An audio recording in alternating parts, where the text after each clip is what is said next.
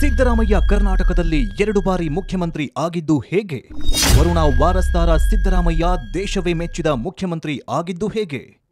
ಕರ್ನಾಟಕ ರಾಜಕೀಯದಲ್ಲಿ ಸಿದ್ದರಾಮಯ್ಯ ಅಜರಾಮರವಾಗಿದ್ದು ಹೇಗೆ? ಸಿದ್ದರಾಮಯ್ಯ ರಾಜ್ಯದ 15 ಬಜೆಟ್ ಮಂಡನೆ ಮಾಡಿದ್ದು 2 ಬಾರಿ ಡಿಸಿಎಂ 2 ಬಾರಿ ಸಿಎಂ ಆಗಿದ್ದು ಹೇಗೆ? ಸಿದ್ದರಾಮಯ್ಯನವರ ಜೀವನದಲ್ಲಿ ಏನೆಲ್ಲ ನಡೆದಿದ್ದೇ ಗೊತ್ತಾ? 1983ರಿಂದ ಸಿದ್ದರಾಮಯ್ಯನವರ ರಾಜಕೀಯ ಇಂಚಿಂಚು ಮಾಹಿತಿ ಇಲ್ಲಿದೆ.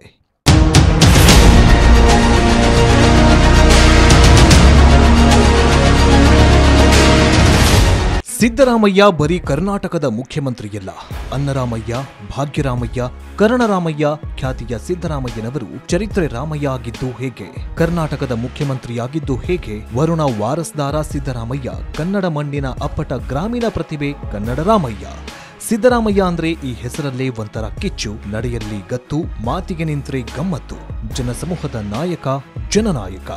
ಸಿದ್ದರಾಮಯ್ಯನವರು out and out mass leader. ರಾಜ್ಯ ರಾಜಕಾರಣದ ದೈತ್ಯ ಶಕ್ತಿಗಳಲ್ಲಿ ಒಬ್ಬರಾಗಿರೋ ಸಿದ್ದರಾಮಯ್ಯ ಮತ್ತೊಮ್ಮೆ ರಾಜ್ಯದ ಮುಖ್ಯಮಂತ್ರಿಯಾಗಿದ್ದಾರೆ. ಕರ್ನಾಟಕದ ಕುರುಕ್ಷೇತ್ರದಲ್ಲಿ 135 ಸ್ಥಾನಗಳ ಪ್ರಚಂಡ ಬಹುಮತದೊಂದಿಗೆ ಕಾಂಗ್ರೆಸ್ ಅಧಿಕಾರಕ್ಕೆ ಬಂದಿದ್ದು ಇಂದು ಮುಖ್ಯಮಂತ್ರಿ ಸ್ಥಾನಕ್ಕೇರಿದ್ದಾರೆ. ಸಿದ್ದರಾಮಯ್ಯ ಮೊದಲನೇ ಬಾರಿಗೆ ಸಿಎಂ ಆದಾಗ ಅನ್ನಭಾಗ್ಯ ಯೋಜನೆ ಜಾರಿಗೆ ತಂದು ಬಡವರ ಹಸಿವು ನೀಗಿಸಿದ್ರು. ಈಗ 2ನೇ ಬಾರಿಗೆ ಅಧಿಕಾರಕ್ಕೆ ಬಂದಿದ್ದೇ ತಡ ಬಡವರ ಮನೆಮಗ ಅಂತ ಕರೆಸಿಕೊಂಡಿದ್ದಾರೆ. ಕಾರಣ ಇವರು ಜಾರಿಗೆ ತಂದಿರೋ ಗ್ಯಾರಂಟಿ ಯೋಜನೆಗಳು. ಹಾಗಾದ್ರೆ ಬನ್ನಿ, ಸಿದ್ದರಾಮಯ್ಯ ಅವರು ಚರಿತ್ರೆ ರಾಮಯ್ಯ ಆಗಿದ್ದಾದ್ರೂ ಹೇಗೆ? ಅವರ 18 ಸೀಕ್ರೆಟ್ ಅನ್ನ ಈ ವಿಡಿಯೋದಲ್ಲಿ ರಿವೀಲ್ ಮಾಡ್ತೀವಿ ನೋಡಿ. ಸಿದ್ದರಾಮಯ್ಯ ಅವರು ರಾಜ್ಯದ 24ನೇ ಮುಖ್ಯಮಂತ್ರಿ. ಅವರು ದೇವರಾಜ ಅರಸ. 1972, 1980ರ ನಂತರ ಪೂರ್ಣಾವಧಿಯ ಅಧಿಕಾರವನ್ನ ಪೂರ್ಣಗೊಳಿಸಿ 2ನೇ ಬಾರಿ ಅಧಿಕಾರಕ್ಕೆ ಮರಳಿದ ಮೊದಲ ಮುಖ್ಯಮಂತ್ರಿ ಕೂಡ. ರಾಜ್ಯದಲ್ಲಿ 13 ಬಜೆಟ್ ಮಂಡಿಸಿದ ಏಕೈಕ ವ್ಯಕ್ತಿ ಸಿದ್ದರಾಮಯ್ಯ. ರಾಜ್ಯದಲ್ಲಿ 2 ಬಾರಿ ಉಪಮುಖ್ಯಮಂತ್ರಿಯಾಗಿ ಸೇವೆ ಸಲ್ಲಿಸಿದ ಏಕೈಕ ನಾಯಕ ಕೂಡ ಇವರು. ಮೈಸೂರಿನ ವರುಣ ಹೋಬಳಿಯ ಸಿದ್ದರಾಮನ ಹುಂಡಿಯಲ್ಲಿ 1948ರಲ್ಲಿ ಆಗಸ್ಟ್ 12ರಂದು ಜನಿಸಿದ್ರು. ಇವರ ತಂದೆ ಸಿದ್ದರಾಮೇಗೌಡ, ತಾಯಿ ಬೋರಮ್ಮ. ಚಿಕ್ಕಂದಿನಿಂದಲೇ ಜಾನಪದ ನೃತ್ಯ, ವೀರಗಾಸೆ, ಡೊಳ್ಳು ಕುಣಿತ, ಕಂಸಾಳೆ ನೃತ್ಯಗಳನ್ನು ಕಲಿತಿದ್ದಾರೆ.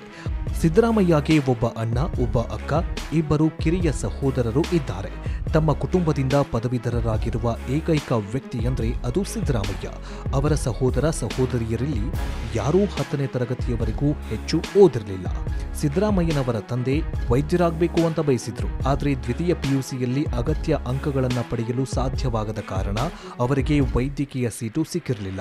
ಸಿದ್ದರಾಮಯ್ಯ ಅವರ ತಂದೆ ಕಾನೂನು ಕಲಿಯಲು ಆರಂಭದಲ್ಲಿ ವಿರೋಧ ವ್ಯಕ್ತವಾಗಿತ್ತು. ಸಿದ್ದರಾಮಯ್ಯ ಹಠ ಹಿಡಿದು ಬಳಿಕ ಒಪ್ಪಿಸಿದ್ರು. ನಂತರ ಅವರು ವಕೀಲರಾದರು. ಪ್ರಾಥಮಿಕ, ಮಾಧ್ಯಮಿಕ, ಪ್ರೌಢಶಾಲೆ ವಿದ್ಯಾಭ್ಯಾಸವನ್ನ ತಮ್ಮ ಹುಟ್ಟೂರಿನಲ್ಲಿ, ಪಿಯುಸಿಯನ್ನ ಮೈಸೂರಿನಲ್ಲಿ, ಬಿಎಸ್ಸಿಯನ್ನ ಯುವರಾಜ ಕಾಲೇಜಿನಲ್ಲಿ ಓದಿದ್ರು. ಮೈಸೂರು ವಿವಿಯಿಂದ ಕಾನೂನು ಪದವಿ ಪಡೆದು ಚಿಕ್ಕ ಬೋರಯ್ಯ ಎಂಬ ವಕೀಲ ಬಳಿ ಜೂನಿಯರ್ ಆಗಿ ನಂತರ 1978ರಲ್ಲಿ ವಕೀಲ ವೃತ್ತಿ ಆರಂಭಿಸಿದ್ರು. ಮೇ 5, 1977ರಂದು ಸಿದ್ದರಾಮಯ್ಯ ಅವರು ಪಾರ್ವತಿ ಅವರನ್ನ ವಿವಾಹವಾಗ್ತಾರೆ. ಅವರೊಬ್ಬರು ಯಾವುದೇ ಸಾರ್ವಜನಿಕ ಸಭೆ ಸಮಾರಂಭಗಳಲ್ಲಿ ಒಟ್ಟಿಗೆ ಕಾಣಿಸಿಕೊಂಡಿಲ್ಲ. ಸಿದ್ದರಾಮಯ್ಯನವರ ಪ್ರಕಾರ ಇಂತಹ ಕಾರ್ಯಕ್ರಮಗಳಲ್ಲಿ ಅವರ ಪತ್ನಿಗೆ ಆಸಕ್ತಿ ಇಲ್ಲ. 2013ರಲ್ಲಿ ಮುಖ್ಯಮಂತ್ರಿಯಾಗಿ ಪ್ರಮಾಣ ವಚನ ಸ್ವೀಕಾರ ಸಮಾರಂಭದಲ್ಲೂ ಕೂಡ ಪಾಲ್ಗೊಳ್ಳಲು ತಮ್ಮ ಪತ್ನಿ ನಿರಾಕರಿಸಿದ್ರು ಅಂತ ಸಿದ್ದರಾಮಯ್ಯ ಸಂದರ್ಶನವೊಂದರಲ್ಲಿ ಬಹಿರಂಗಪಡಿಸಿದ್ರು. ಸಿದ್ದರಾಮಯ್ಯನವರ ಹಿರಿಯ ಮಗ ರಾಕೇಶ್ ಅವರು ಬ್ಯಾಚುಲರ್ ಆಫ್ ಆರ್ಟ್ಸ್ ಓದಿದ್ರು. ಅವರ ಕಿರಿಯ ಮಗ ಯತೀಂದ್ರ ರ್ಯಾಂಕ್ ವಿದ್ಯಾರ್ಥಿಯಾಗಿದ್ದು ವೃತ್ತಿಯಲ್ಲಿ ವೈದ್ಯ. ಸಿದ್ದರಾಮಯ್ಯ ಮೊದಲ ಅವಧಿಗೆ ಮುಖ್ಯಮಂತ್ರಿಯಾಗಿದ್ದಾಗ 38 ವರ್ಷದ ರಾಕೇಶ್ ಲಿವರ್ ಕಾಯಿಲೆಯಿಂದ ಬೆಲ್ಜಿಯಂನಲ್ಲಿ ಸಾವನ್ನಪ್ಪಿದ್ರು.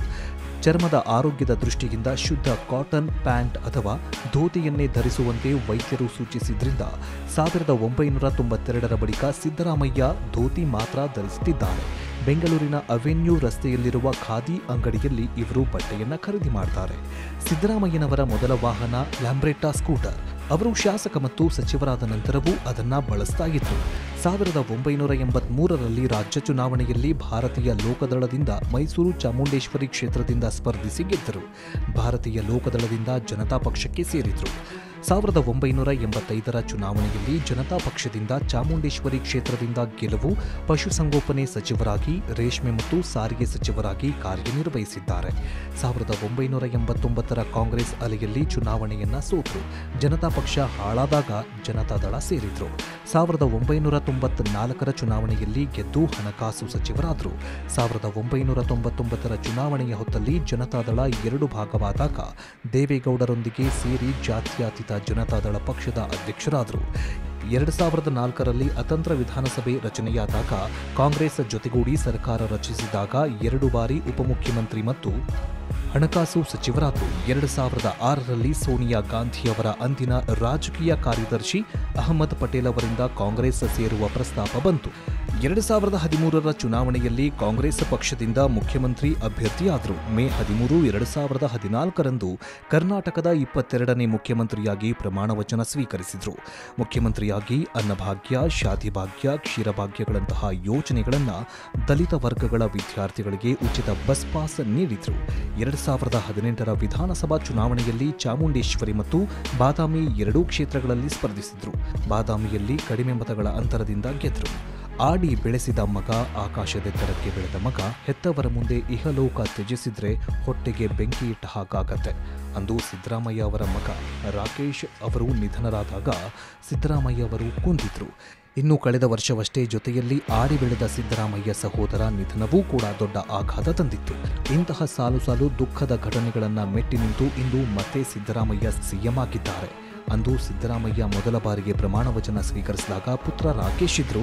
ಆದರೆ ಇಂದು ರಾಕೇಶ್ ಸಿದ್ದರಾಮಯ್ಯ ಇದ್ದಿದ್ರೆ ಎಷ್ಟು ಸಂತೋಷ ಪಡ್ತಿದ್ರು ಏನೋ. ಹೇಗನ್ನಿಸ್ತು ವಿಡಿಯೋ? ನೀವು ಕೂಡ ಗ್ಯಾರಂಟಿ ಯೋಜನೆಗಳ ಲಾಭ ಪಡಿತಾ ಇದ್ರೆ ಕಮೆಂಟ್ ಮಾಡಿ.